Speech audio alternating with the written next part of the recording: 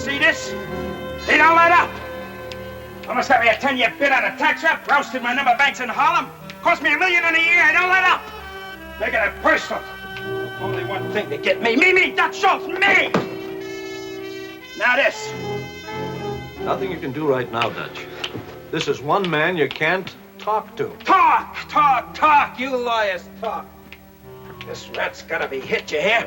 And he's gonna be hit right in the head.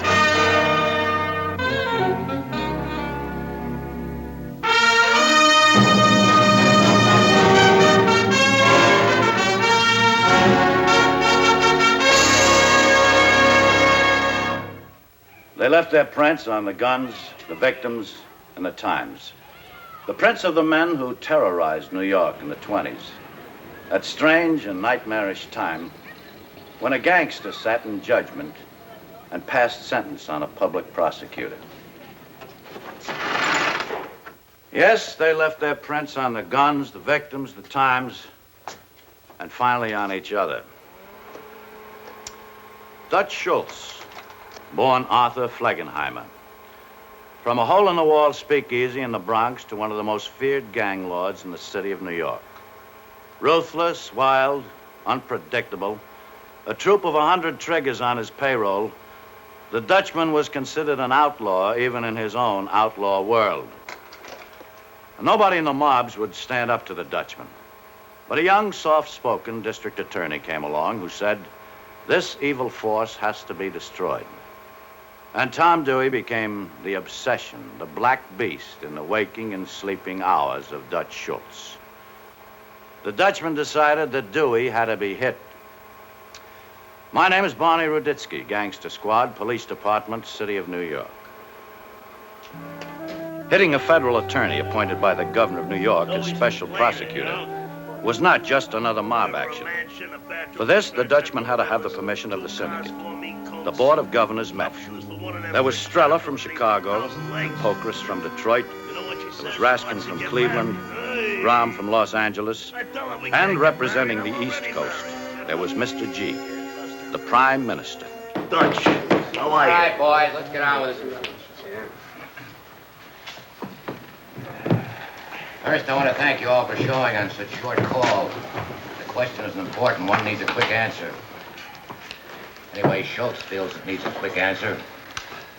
I'll let Dutch put the question. I say we hit this Dewey. Go on, Dutch. Well, it ain't just me, my interests, I mean. This here Dewey's declared himself. And if you let him knock me down, well, Strella, you're next. Pocris, you, and you, and you, and you. One at a time. He hits one, he hits all. Well, it's about the crop. We can have discussion. Go ahead, Strella. I listen to what Dutch says. He makes some sense in here. I was always a pretty smart pretzel, you all know that. And I know what's coming with this bum. I don't know. Well, I do. Let him finish, Dutch. I think Dutch only knows one thing. Get Dewey off his back. What I just been saying, sure, I want him off my back. We're gonna sit there like a dope and let him hit you one by one, huh? You listen to Dutch. He's got a little sense in there. I don't feel no heat from this Dewey. Sure, you think the Rocky Mountains are gonna stop that bum from hitting you? I don't think he's big enough to climb the Rockies. Sure, he's a nothing punk now, but don't let him grow. Maybe he can be, talked to. You wanna try? Ain't never seen the man yet I couldn't talk to. What are you gonna use for conversation? 100 G's, $1,000 bills, no birthmark on them either. You know where they've been? To Dewey and back. Yeah, this guy don't know the meaning of dough. Treats it like yesterday's newspaper to Rap Harrigan. He's a dangerous man. You know what this bum makes? 500 a month. All right. You know where I stand. I only say one more thing. If we decide on the hit, we better be ready to go all the way down the line. We might find ourselves with more troops than we can handle. What's the matter, Whitey? The California sun cooking your guts. All right. I don't want you out of order no more, Dutch.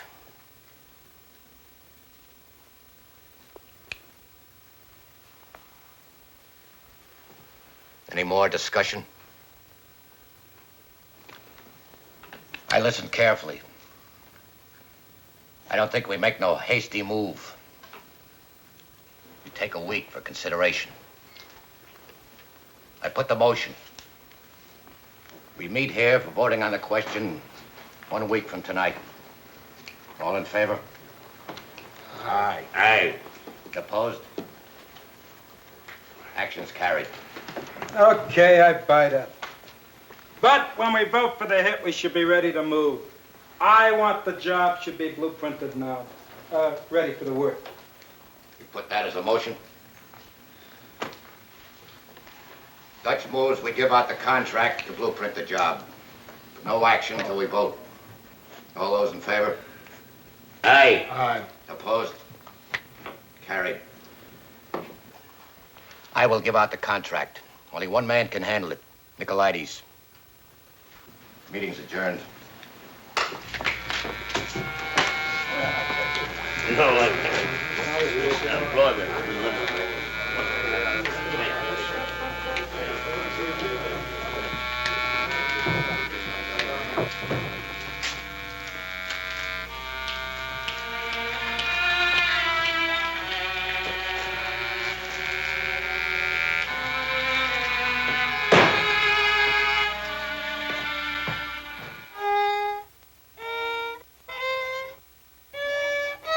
This is a heavy contract. So we use heavy artillery. For this one, you use heavy brains. This one is for the syndicate. Oh, James, she's gonna kill me. Who we hitting when? You don't hit nobody. A Schlamann? For that we send you the chicken flicker, half price. First, you make the plan. You give me the plan, I send it to Mr. G. If he likes the layout, he gives me the word. I get the word, I give you the word. Then you make the hit. Who's the target? Dewey.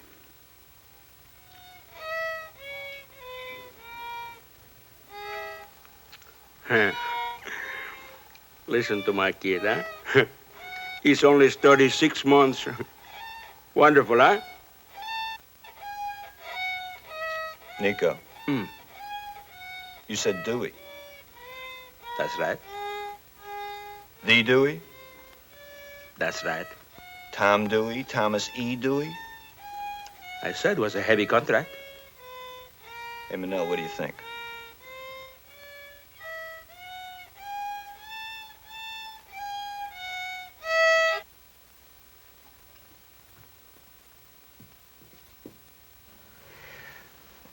I don't know, Nico.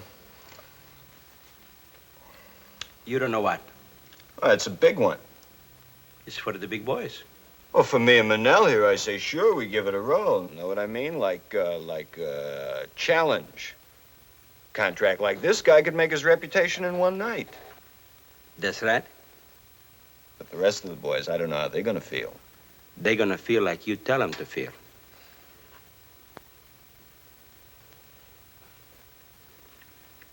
Well? How much time? Mr. G wants to see the layout next week.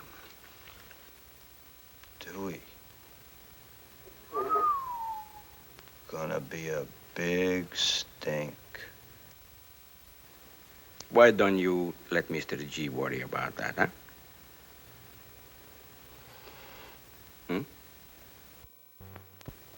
You got a layout on the job? Sure.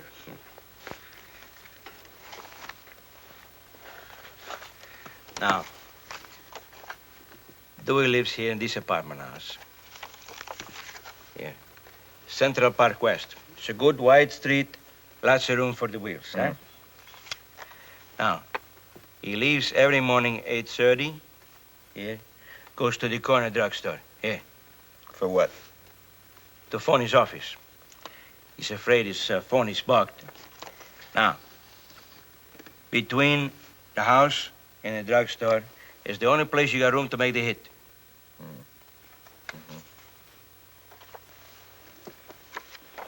Bodyguards? Mm-hmm. 2, 24 hours a day. Feds? City detectives.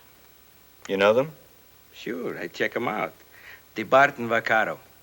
8 to 4 shift. Yeah. Inspector's men out of central office.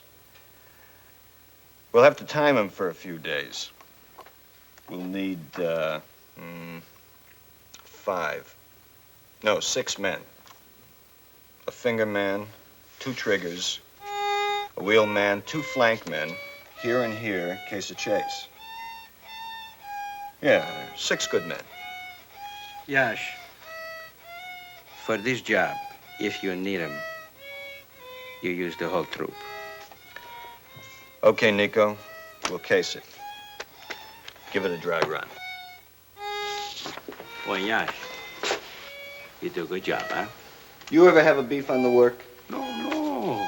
But for Mr. G, this one, extra special, huh? Coming up.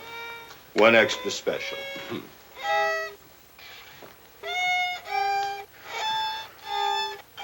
Hey, Nico. Who gives your kid lessons? Oh, Professor Salchito. Him we hit for nothing. On the house.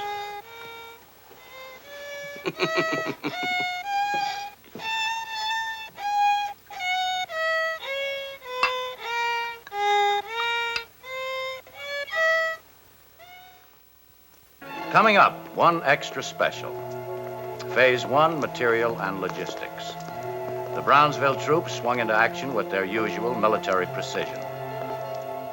Step A in Phase 1, the hot car for the getaway.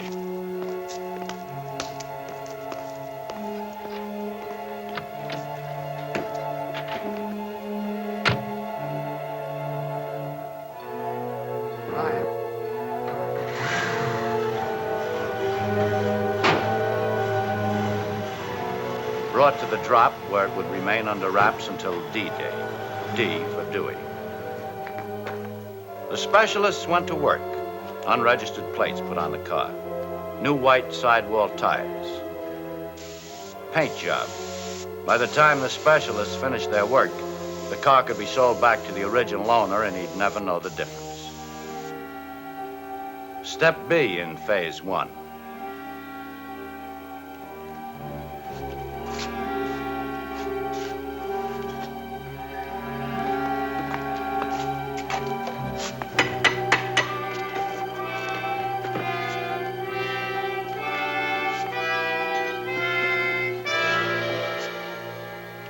Guns, Army issue, a shipment to Europe. The weapons would not be missed for months. Step C in Phase 1. Added insurance, expert gunsmith. Numbers on weapons removed. Acid tests now showed no latent imprint. Gun barrels threaded. Silencers attached. Phase 2, battle strategy. The troops had set up their observation post on Central Park West, a middle-class, peaceful neighborhood. Tom Dewey shared a modest one-bedroom apartment with his wife. Dewey's moves were clocked. Each morning, 8:30, Dewey, accompanied by the 2 bodyguards, left his apartment. Stopped at this corner drugstore to make his morning call to his office. 5 days later, Yash made the report to Nicolaides. And after the hit from rear of the store, here, to getaway car, 27 seconds. For flank cars to get into position, 9 seconds. Now the getaway car makes the right turn, rolls 2 blocks to here. You don't go over 25 miles an hour. Makes the left turn, 3 blocks, then right turn, straight ahead to where Moish is waiting with his heap. They dump the getaway car and Moish takes off. Now, you pass any patrol cars on this route? I'd clock them up. There's a beat car that crosses here at 8:49. The getaway car is past this point at 8:44. Now, the drugstore. Night before the hit, Pep and Allie break into the store from here. That's the door to the basement, the storeroom. This door is wired? No. How many locks? 2 locks. What kind? A Yale and a Seagull. I got a set of keys. Pep and Allie, they stay in that basement till 8:35 next morning. They come up these stairs. Now they're in the prescription department. The druggist is there that time every morning fixing orders. Allie drops the druggist. Pep doesn't wait, comes right on through this swinging door to the store. Dewey is now in the phone booth here. Pep hits Dewey once. The head. Another pop only if he thinks he needs it. Now, suppose DeBart or Vaccaro, one of them, come into the store while Dewey is telephoning. They don't move from outside. Don't let nobody in till the bum comes out. Suppose. Then Allie, standing here at the swinging door, will have to drop him. I don't like it. What's the difference? Gonna hit Dewey, might as well hit a cop. You don't understand. Dewey is from outside. The cop is New York. Oh, Nico, you don't think straight. Hitting Dewey is worse than hitting the mayor and the police commissioner. So what's the difference? I still don't like it. Yeah. But I let Mr. G worry about that. You do a good job, Yash. Extra special. Well, Mr. G give me the word, I give you the word. Now, boys, please, you have some wine? It's homemade. They are out of the drugstore, again through the basement and out the rear. Around the corner and in the waiting getaway car at 8:39. The flank cars move into position. Nicolaides reports he's satisfied the contract can be handled. Anybody got discussion before we take the vote? All I want to say, tell Nicolaides I never heard a better layout.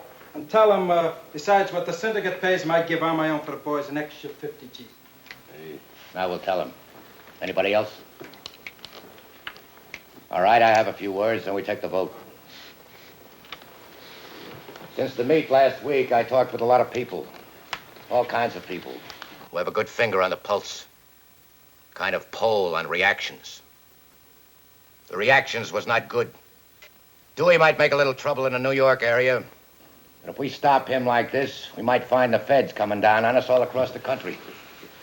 A ton of bricks. Not one brick at a time, dumped in one heavy load. I think it is bad business.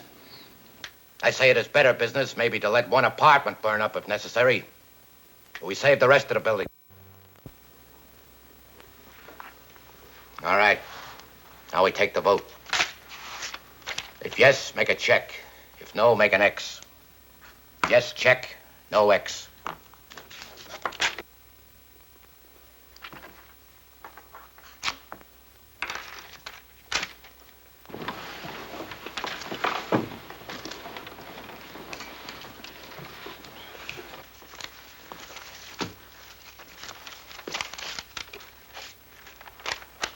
No hit. No hit. No hit. No hit. Hit. No hit. No hit. No hit. No hit. No hit. 9 no's, 1 yes. Question is voted down.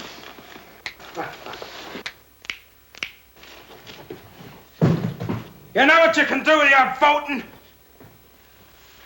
It's me, Dewey's out there, and I say he gets hit!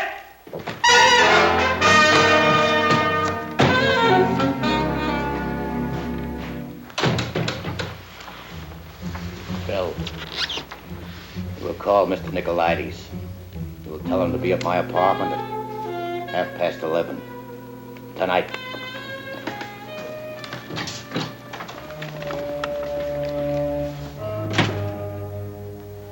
Gentlemen, I make a motion.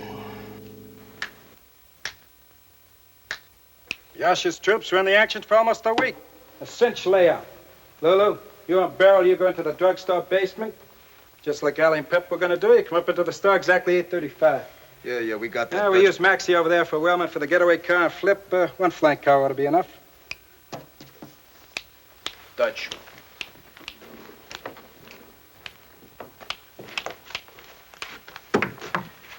Dutch, don't you think we're pushing kind of fast to make a hit tomorrow morning? Job is all laid out, no? I know, but we don't even have time to clip a hot car, no plates, guns, Use nothing. what we got. Okay, Dutch, but the syndicate said no. Well, you're working for Syndicate or me? Sure. I'm just saying that we better look out for trouble from the syndicate, just in case... All right. Go in and tell Maxie and Flip we meet him at the 110th Street drop. 4 o'clock. We roll out of there at 4:30. You and Beryl will be in that drugstore basement before 5. Move!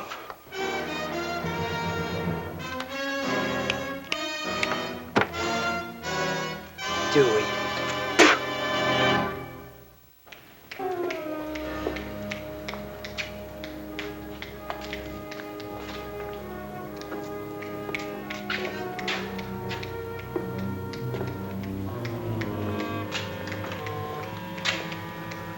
Flip, you take the flank car. You move only if something goes wrong.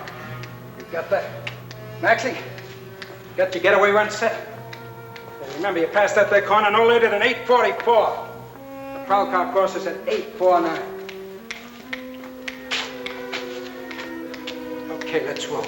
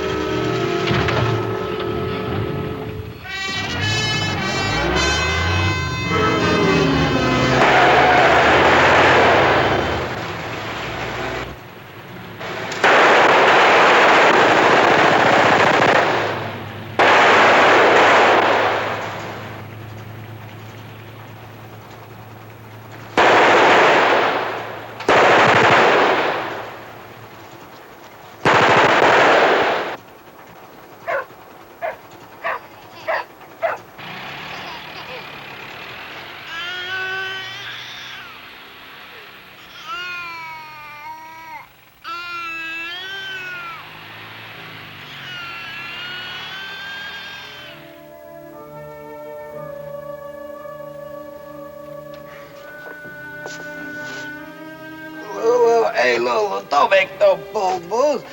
What are you done with him? Dog biscuit. Dutch, who shot you? When he is happy, he doesn't get snappy. Okay, he's jumping around. Who shot you, Dutch? The boss. What boss? Appeal stuck. Oh, Mama, I can't go through it. Hey, get that out of Pretty good pretzel. Checked and double-checked. Look, why? Please. Dutch, why did they pull shoot for me. Get me out. Shift me, please. Gotta keep him under control. My guilt-edged stuff. The rats are too dead. Dewey, hit. Please, pull me out. I'm half crazy. Somebody tied my shoes. Give me some. Lulu, get me in the car, Lulu. Come on, give me. Oh, please, put me on my feet. Let him leave me alone. I want to pay. The Dutchman's obsession. Dewey would get him. He was right. Tom Dewey finally put an end to his murderous career, but not the way in which Dewey had planned it.